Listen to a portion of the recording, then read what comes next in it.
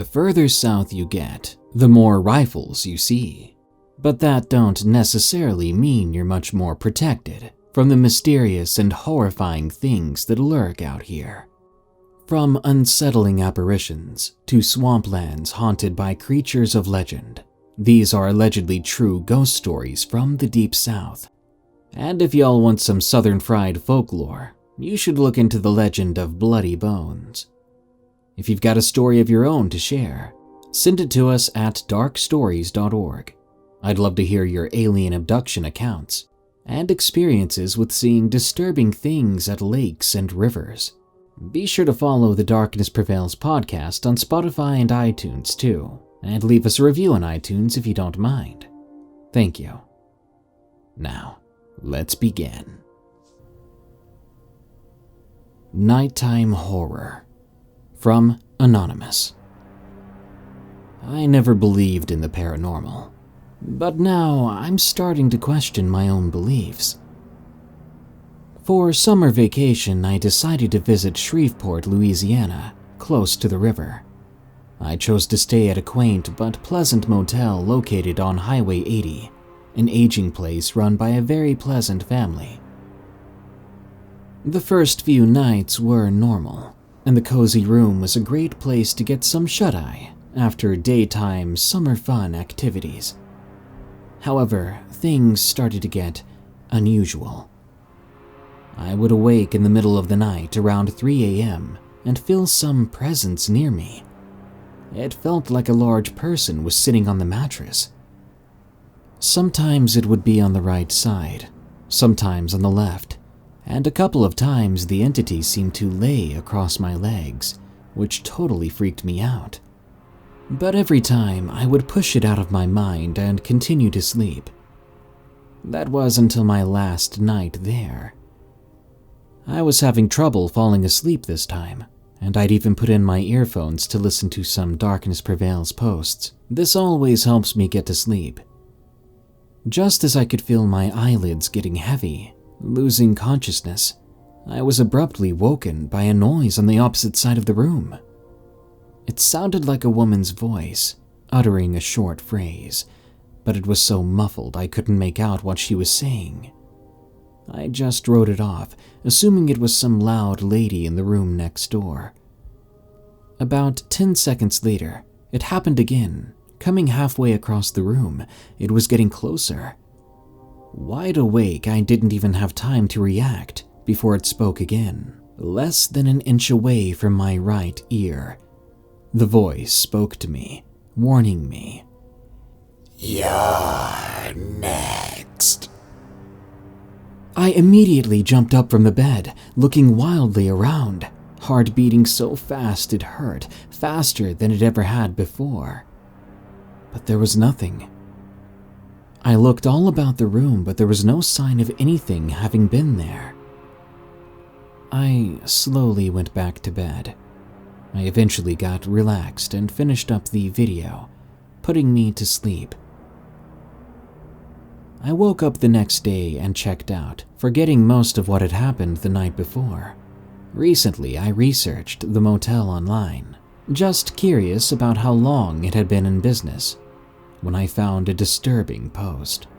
A legal report I found on Google said there had been a crime committed there, so I clicked on it. As it turned out, decades ago, a person had been ended in a room 2 doors down, with the previous owners finding the remains when they entered the room for housekeeping. I was shocked, and suddenly all of the experiences I had made sense. If you ever come to Shreveport, just be careful. This city is a strange one. Hell House from Uncle T. This dates back some years ago when we had to move to Orange, Texas, and we had a house in Logansport, Louisiana.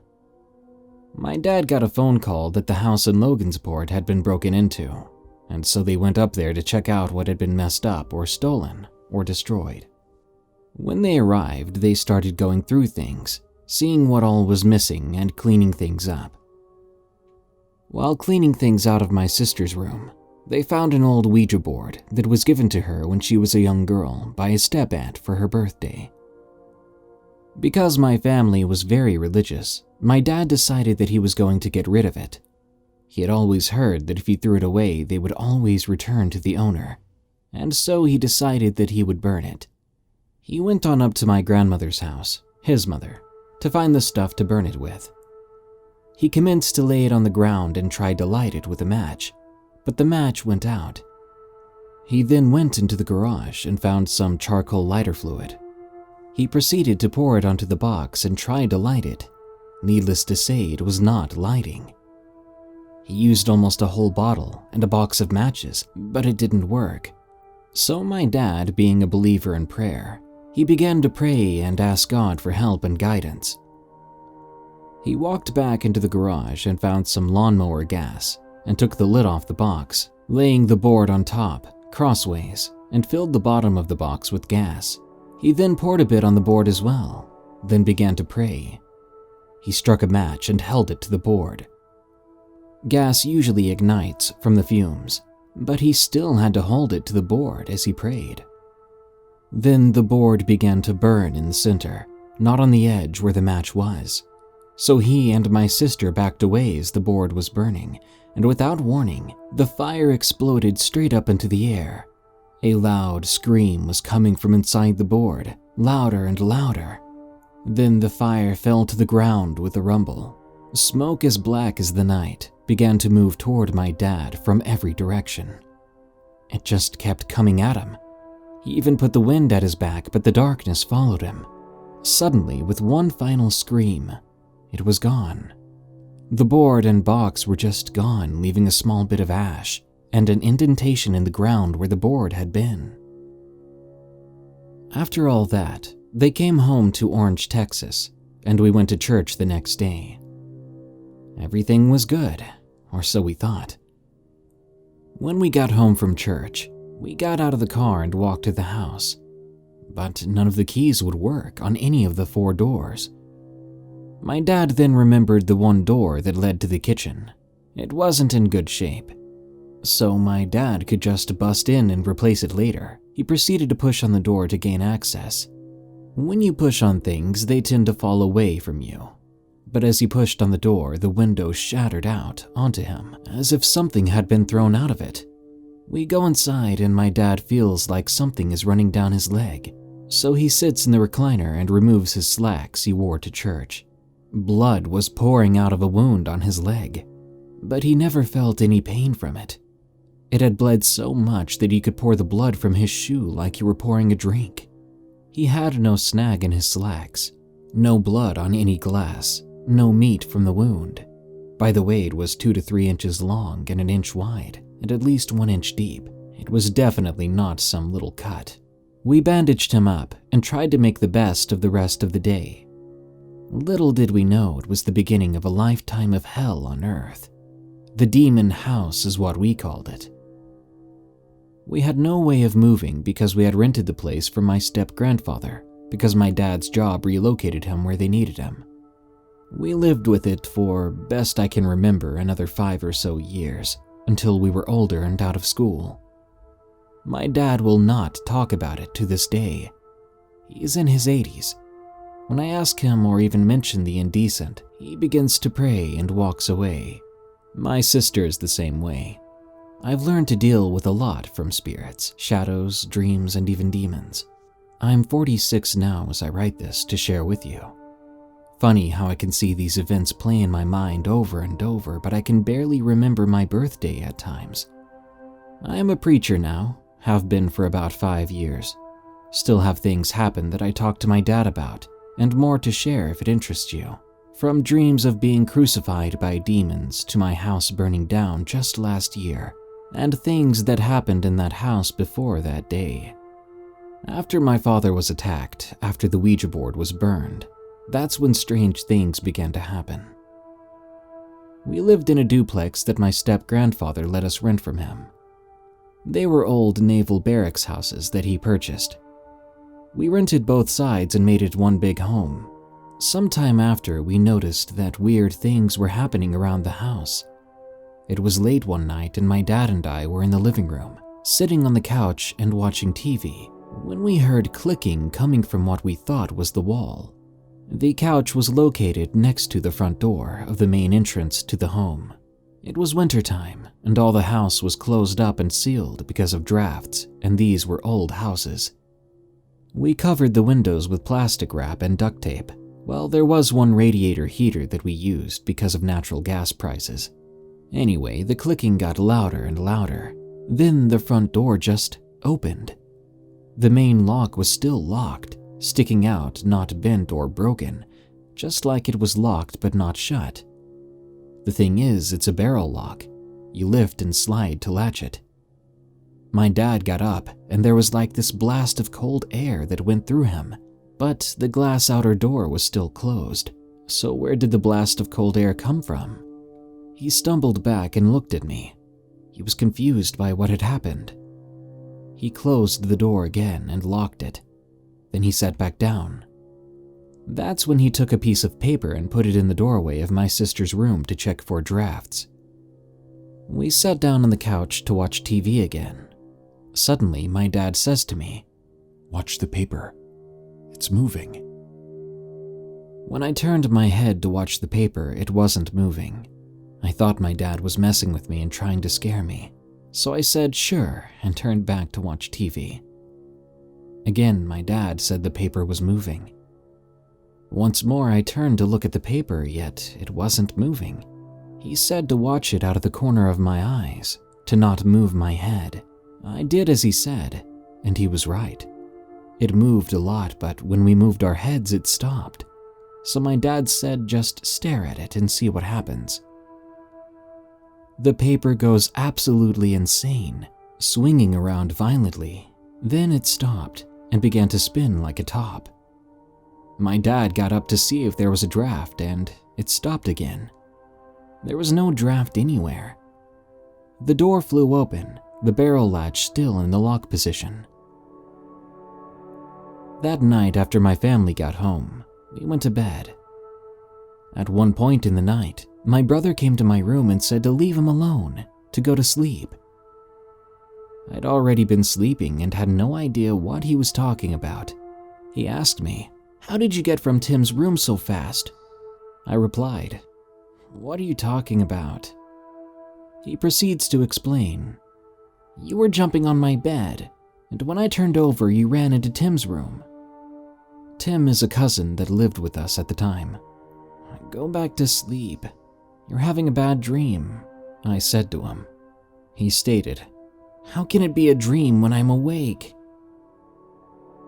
We all go back to bed when I hear him run into Tim's room and flick the light on. He starts yelling at Tim and talking about me. I walk down the hall and ask what now. He said that someone was jumping on his bed. We looked around and saw nothing. So I go and lock my door and go back to bed. As I lie there trying to sleep with my music playing on my headboard, I noticed that my door began to rattle. I yelled towards the door, telling them to leave my door alone. It stopped. I lay there some more trying to fall asleep, but then it shakes violently this time. I yell out to stop, but then I hear glass shattering. I get up and turn my light on, and I see that my full-length mirror has been shattered, spiderwebbed-like. Something or someone had punched it. Although nothing else happened that night, I didn't sleep. I told my dad about it, but I never took it down. The next day was Saturday. My brother, my cousin, and I were at the house alone.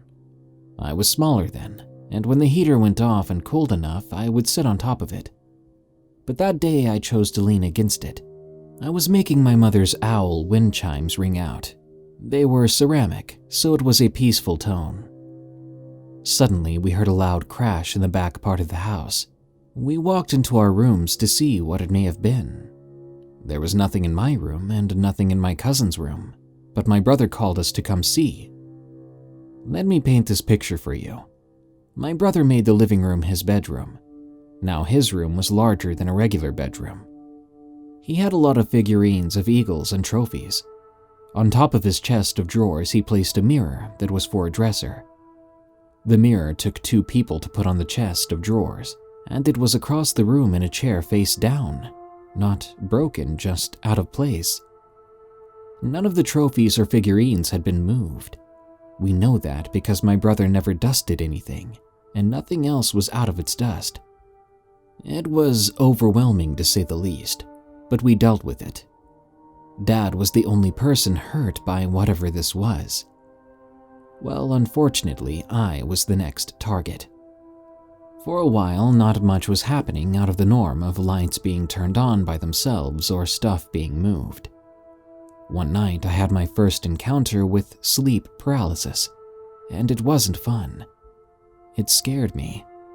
I had fallen asleep with my lights on and had awakened in my bed, but I could not move. I could look around with my eyes.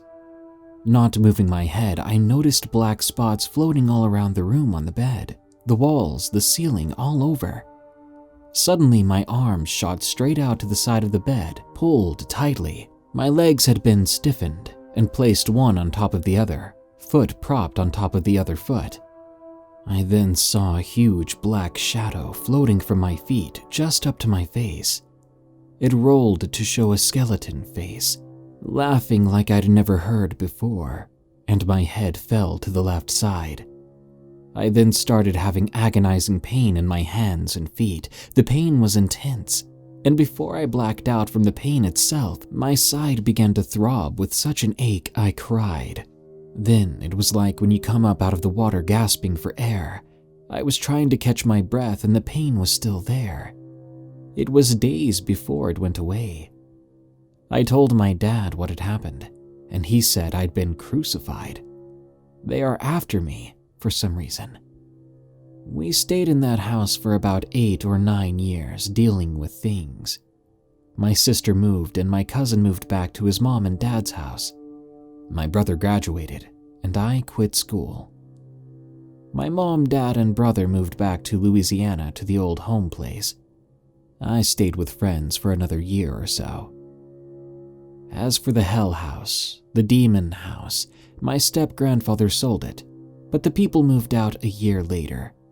They had the house burned and refused to sell the land. They wouldn't say why, but I think I know. To this day, I have dreams about angels and demons, about ghosts and the hell house. Things tend to follow me, but it doesn't scare me like it used to. Did I mention that I'm a clergyman now? But that doesn't stop them. Until I remember more things, I'll say for now good day, and may God protect you. I swear I'm not crazy. From MidnightRaider. I'm a girl, 18 now, but this all started when I was younger. When I was 6 years old, I moved to Powder Springs, Georgia. We moved into a completely developed 3-story house that was part of a larger neighborhood. It was a very well-built area, and was the last place someone would expect for something like this to happen. The first incident was when I was 8. I was heading down my basement steps to feed my pet rabbit at the time. Halfway down the steps, the wall breaks apart into railing to give you a view of the hallway in which my rabbit's cage was located. Upon reaching the halfway mark, I looked towards my pet as it was completely silent, and that was very unusual for him. I stopped mid-descent. In that hallway was a shadow of a man walking past my rabbit and straight towards the end of the stairs. I remember the horror I felt upon seeing this thing getting closer and closer. I ran back up the stairs, leaving my rabbit and slamming the basement door in the process, only to be questioned by my father as to what was wrong. I did not tell him. Even at this age, I knew he would think I was crazy if I said anything about what I saw. Eventually, this incident passed, and it seemed to be a one-time thing. But I was wrong. A few years later, I was 11. My friend and I could hear someone in the woods calling my brother's name. This was unusual as he has special needs, and not many people know him. My friend and I, let's call her Maddie, decided to head into the woods to figure out what was happening. It was about 6 p.m. and the sun was starting to set. We entered the woods and began to walk, when suddenly I saw something. Out of the corner of my eye, I see a little boy hiding behind a tree. He was Caucasian and had a white t-shirt on and black shorts. But when I went to look at him, he was gone. I hoped it was some kind of trick of the light, but what I saw was not what I thought. I didn't tell my friend what I'd seen, as to not scare her, and because I wasn't even sure if I saw what I saw. Throughout our walk, I saw him several more times. Every time he was peeking out from various objects, watching us. I turned to Maddie and told her we should head back. She agreed. On our walk back, I asked her if she had seen anything strange. What she said sent chills down my spine. She described the same boy in the same clothing to me, exactly the same way I saw him, but at different times. I then told her that I saw him too. While this was creepy, we decided to brush the incident off and continue with our sleepover. We began to swim in the pool in my backyard with the light still in the sky. We were taking turns jumping into the deep end, and I was first. But right as I hit the water, I heard Maddie scream. I quickly swam up to the surface, only to see the little boy walking by my backyard fence, but that was not what my friend was screaming about. I asked her what was wrong, and she said that she had seen the little boy inside my basement window, staring out towards us, watching us. We were freaked out, but thankfully the rest of the night went by without incident. The next event happened when I was 14. My friend Rebecca was spending the night. Everything was normal and we got through the night without any problems, but when I woke up, she was terrified. She said that she had awakened sometime in the night, only to see what she thought was me standing outside. She could not see details, merely a shadow. But I was asleep right across from her. She had eventually fallen back asleep somehow. 2 months later, I had another friend spend the night. Just as before, the night went by with no occurrences, but when I woke up, my friend had a strange look in her eyes. I asked her what was wrong. She told me how she thought she had seen me standing in the doorway sometime in the night. She had awakened, and when she did, she saw that shadow just standing there. She knew it wasn't me, as she was right next to me. This friend was not Rebecca. This friend had no knowledge of what had happened a few months before, and yet she had seen something extremely similar to what Rebecca had seen. 2 years passed once again, and the only occurrences were the sounds of occasional footsteps and voices. I was 16 now. It was around 11 p.m. at night. My cat and I were heading upstairs for the night when we both froze in our tracks. We had both heard it, so I knew I was not imagining it. From the main floor, we had heard what sounded like a little girl's laughter. Let it be clear, I have no sisters and no TVs or radios were on at the time. Nothing could have made that noise. My cat and I both ran to my bedroom, locking ourselves in there for the night. I'm 18 now, and things are still happening. Shadows and noises I can't explain. However, nothing significant has happened yet. But even then, I can't be alone in my basement at night. There's just something wrong about it. You feel as if you're not alone. You can feel eyes on you. And I know I'm not the only one. My friends refuse to be down there alone without the lights on. They too can feel it. Most of which don't even know about the past occurrences. I'm not crazy. I know there is something here. I know I've seen something I can't explain. Loup Garou, from Anonymous. I want to start off by saying this. I'm no author by any means. This occurred over this past summer, and although it seems all over the place, This story really happened to me and my cousins. Now, I recently moved back home from Mississippi to my small town in northern Louisiana. I wasn't on any drugs when this happened. It was late one night and I was up with two of my cousins. I, unfortunately, suffer from insomnia and often stay up past sunrise. Me and my oldest cousin, Jack, were chilling on my bed while my younger cousin, Brad, was playing on the Xbox. We live in a 2-story house that is over 100 years old, and being so old it tends to show its age, such as the old rattling windows, squeaky floors, and all the other bells and whistles. At one point, I got up off the bed and went to use the bathroom, while Jack was hogging my vape. I get back from the bathroom and notice that the outside lights are on. They're motion detection lights, and assuming that it's just one of the cats or a raccoon, I think nothing of it.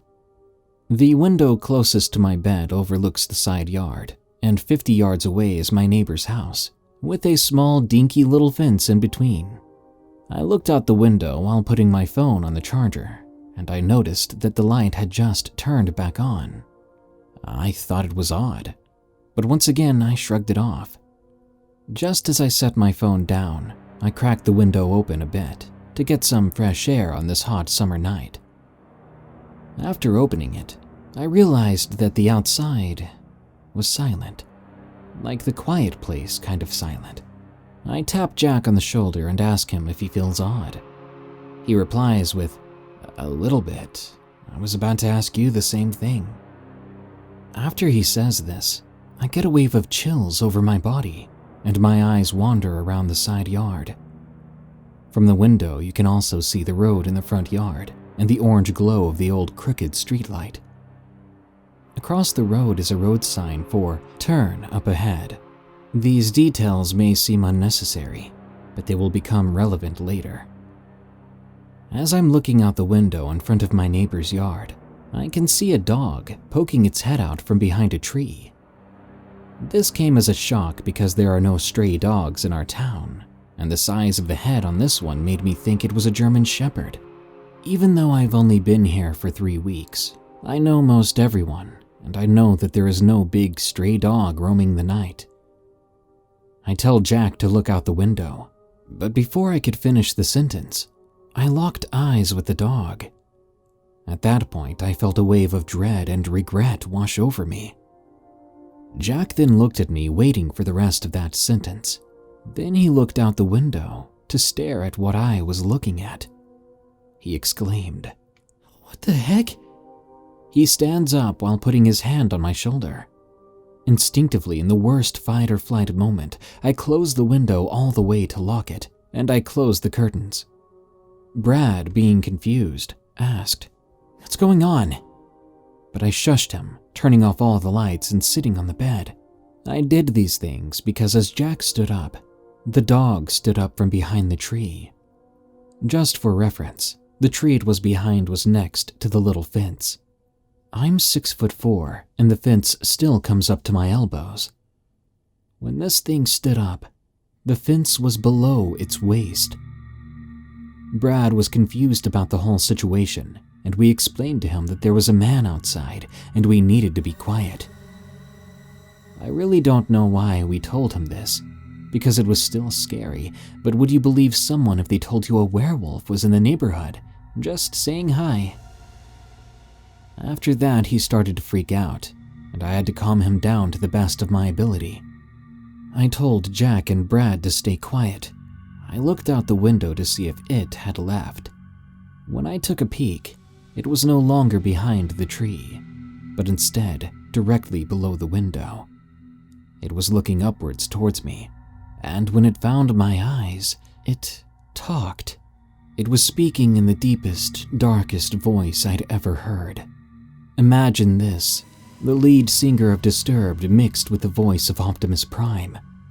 At first, I couldn't understand what it was saying or trying to do, but the voice slowly morphed into a very familiar one. What the heck?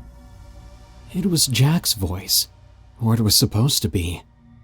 It was like a recorded video taken the exact moment Jack had said that earlier. I nearly messed myself. And this creature, this thing, it knew that I was scared out of my body. It freaking smiled at me and waved with long daggers it called fingers. Now, looking at this thing beneath the window, all the details shining like Halley's Comet, its head was massive, easily the size of a moose if not bigger.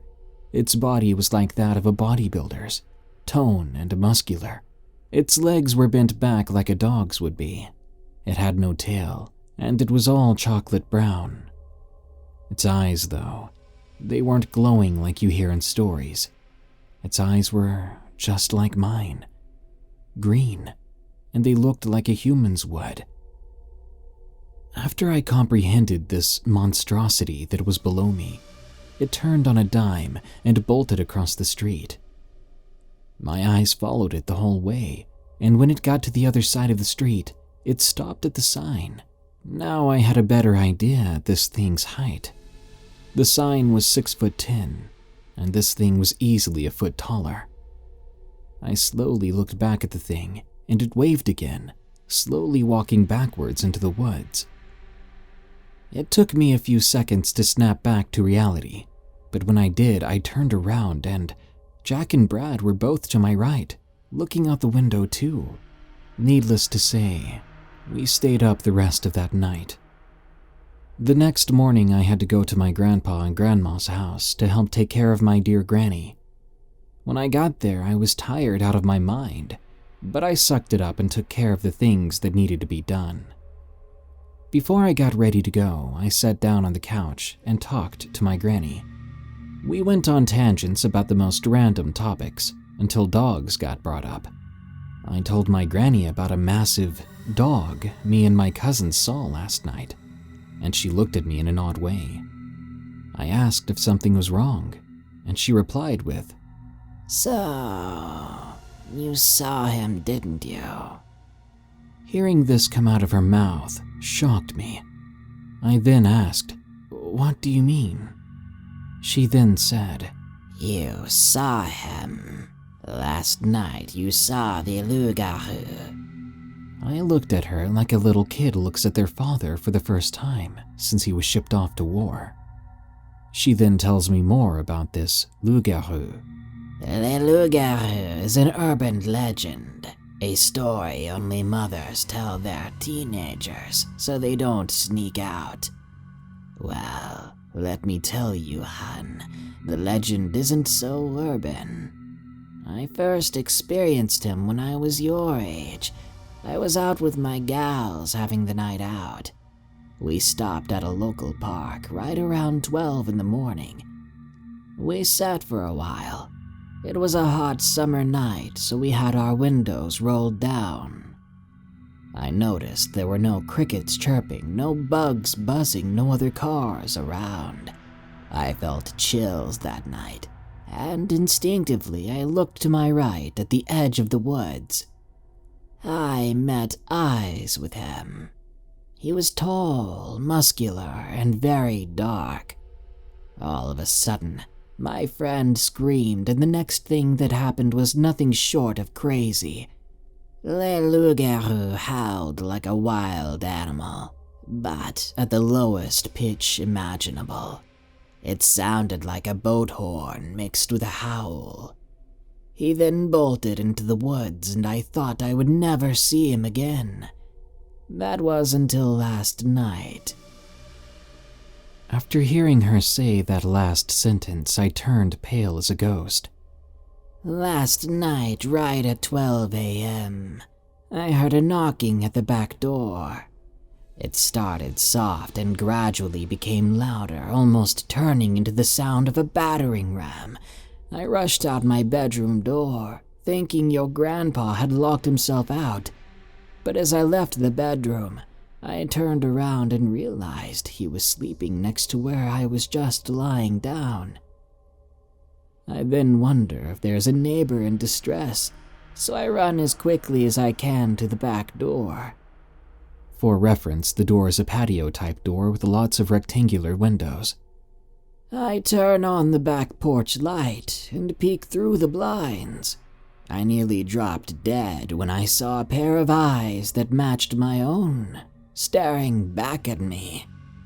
I was in a state of shock, awe, and fear when I realized who this was. I heard a noise coming from the other side, and it sounded like a low growl, but it slowly started to sound like you, my dear. It said in a perfect recreation of your voice, "It's hot outside, Granny. Please let me in so I can cool off." I nearly had a stroke right then, right there. Looking into my eyes, he could see the fear, and he smiled a sharp, toothy grin. He then said, "See you soon, hon." And your voice then ran across my porch into the darkness in a flash. I was shocked. I had no idea that my poor granny had endured the same gut-wrenching fear that I had the previous night. Still in a state of shock, I asked her, "How does it mimic our voices?" She told me she didn't know, but told me to stay aware, because the only way it can get in your home is by using your misjudgment against you. Hearing all of this, I get up and hug my granny, then leave. What puzzled me was how it got from my house to my granny's in one night. We live a good hour apart, and if I saw him at around 12:30, how did he cover that ground so quickly?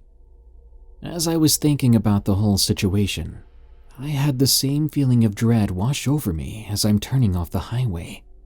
I go to check all my mirrors, and as soon as I look out my right one, I see him.